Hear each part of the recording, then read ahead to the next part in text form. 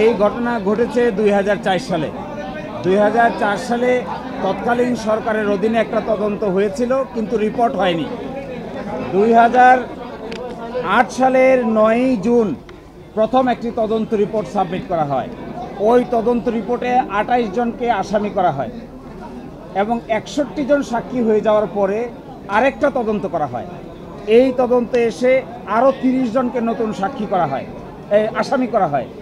দ্বিতীয় তদন্ত করা হয় মুফতি হান্নানের দ্বিতীয় কনফেশনের উপর ভিত্তি করে।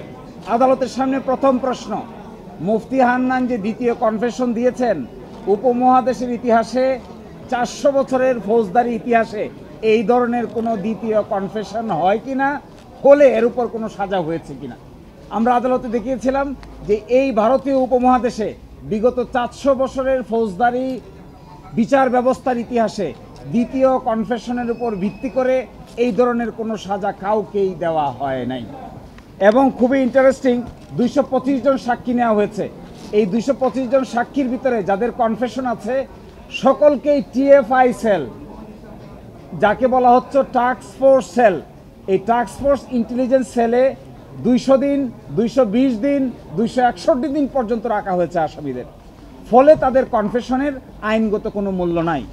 এবং আরেকটি ইন্টারেস্টিং প্রশ্ন এখানে আছে, এই টিএফআই সেলে যাদেরকে রাখা হয়েছিল, টর্চার করা হয়েছে যাদের, তারা একজন বলেছে আরেকজনকে দেখেছে, শুনেছে, কিন্তু কি কথা হয়েছে, কি কনস্পিরেসি হয়েছে তার কোনো উত্তর দিতে পারে নাই। ইন্টারেস্টিং হলো বাবর সাহেব, আব্দুল সালাম পিন্টু সাহেব এবং যাদেরকে পরবর্তী চার্জশিটে আনা হয়েছে, কায়কোবাদ সাহেব সহ, এই পরবর্তী চার্জশিটের মূল ভিত্তি ছিল রাজনৈতিক বিবেচনা। এই রাজনৈতিক বিবেচনায় তারা বিচার করেছে কাকে কাকে আসামি করলে পরে রাজনৈতিকভাবে দোষারোপ করা যাবে।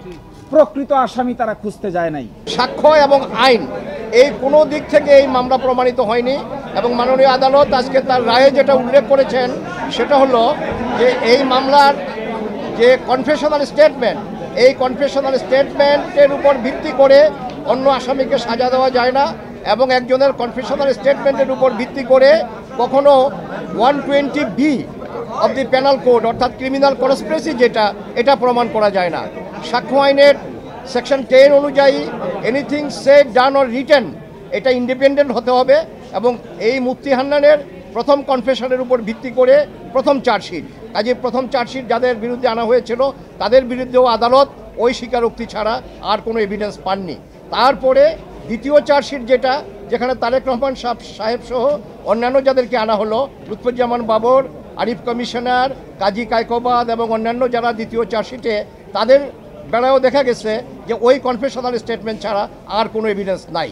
এখন এই কনফেশনাল স্টেটমেন্ট প্রথম এবং দ্বিতীয় এই দুটাই মুফতি হান্নান তার জীবদ্দশায় উনি এটাকে রিট্রাক্ট করে গেছেন। কাজে রিট্রাক্টেড কনফেশন এবং সেটার যদি করোবোরেটিভ অন্য কোনো এভিডেন্স না থাকে তাহলে এটার উপর ভিত্তি করে কোনো আসামিকে সাজা দেওয়া যায় না। ইভেন যে আসামি কনফেশন করেছে উনি যদি বেঁচে থাকতো ওনার বেলাও এটা প্রযোজ্য হতো না।